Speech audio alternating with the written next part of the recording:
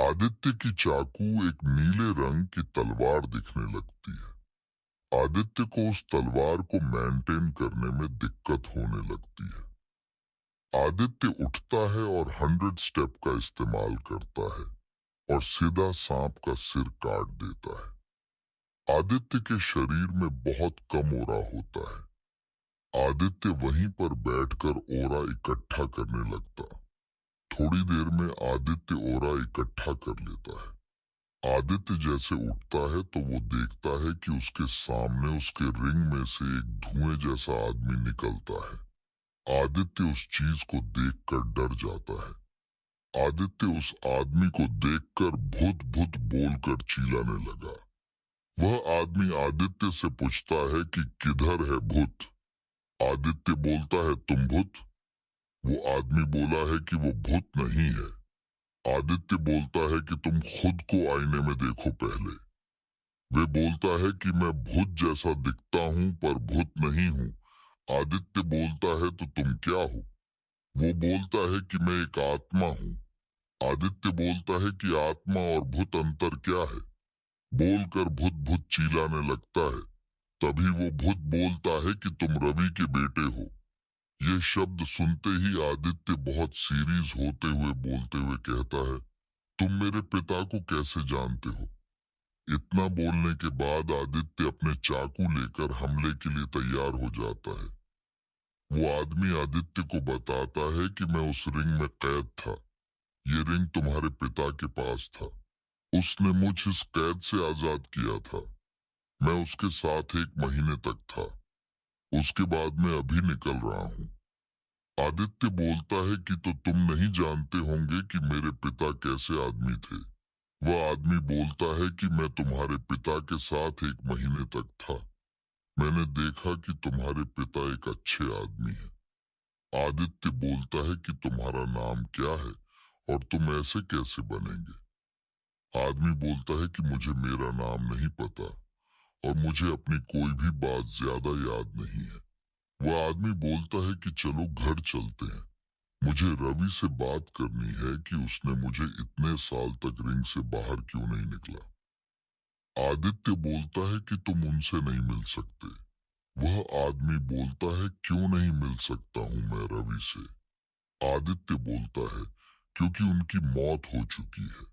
वह आदमी बोलता है कैसे। आदित्य बोलता है मुझे पता नहीं।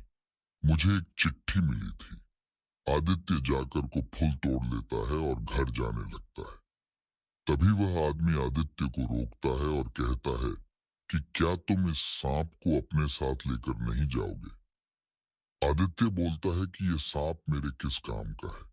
वह आदमी बोलता है कि तुम एक सांप का खाल बेच सकते हो और इसको मांस को बेच सकते हो। आदित्य बोलता है कि यह सांप जहरीला नहीं होगा।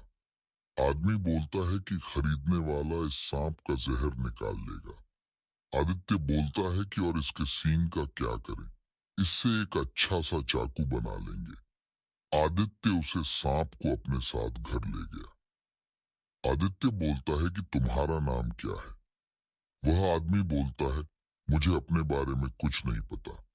आदित्य बोलता है कि तुम्हारा भी एक नाम होना चाहिए। आदित्य बोलता है कि मेरे पिता तुम्हें किस नाम से बुलाते थे। वह आदमी बोलता है कि तुम्हारे पिता मुझे अभिषेक नाम से बुलाते थे। आदित्य कहता है कि अब से मैं तुम्हें अभिषेक का कर बुलाऊंगा। आदित्य बोलता है कि यह हम इस सांप की खाल कैसे निकालेंगे। मेरे चाकू की धार इतनी तेज नहीं है जो कि इस सांप की खाल निकाल सके। अभिषेक बोलता है कि मैंने जो जंगल में तकनीक बताई थी उसका इस्तेमाल करें। इससे तुम्हारे तकनीक में फायदा होगा और सांप की खाल निकल जाएगी।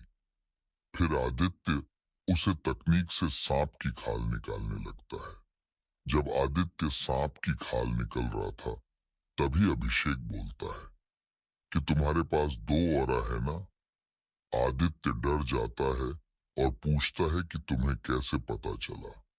अभिषेक बोलता है कि मैं किसी के भी औरे को देख सकता हूँ।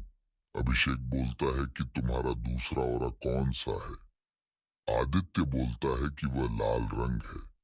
अभिषेक बोलता है कि उसको बाहर निकलना। आदित्य बोलता है कि मैं उसका इस्तेमाल नहीं कर पा रहा हूँ।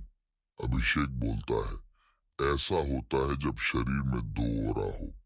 आदित्य बोलता है कि मैं अपने दूसरे ओरे का कैसे इस्तेमाल करूं।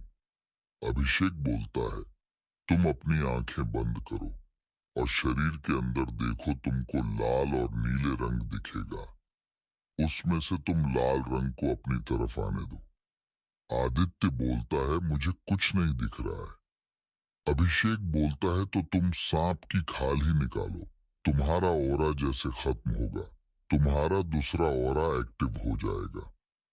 आदित्य फिर अपना पूरा ध्यान सांप की खाल निकालने पर देता है।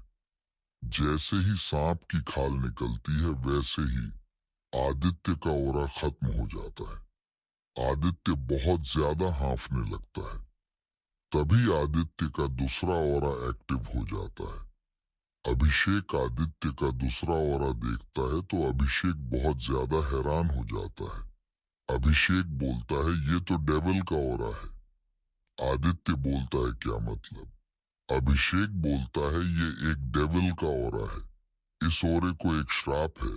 इस ओरे का मालिक की शक्ति दूसरे ओरे के मुताबिक धीमी गति से बढ़ेगी और कोई इसकी पूरी शक्ति किसी ने एक्टिव कर ली उसकी मौत हो जाएगी। आदित्य बोलता है मुझे कोई फर्क नहीं पड़ता है, मैं शक्तिशाली बनूंगा। मुझे अपने माता पिता के बारे में जानना है। उनको किसने मारा? उनकी मौत का बदला लेना है। आदित्य ये सारी बातें सुनकर अभिषेक बोलता है मैं तुम्हें शक्तिशाली बनूंगा। आदित्य बोलता है तुमको तो कुछ याद ही नहीं है, तुम मुझे शक्तिशाली बनाओगे और तुम मेरी मदद क्यों करोगे?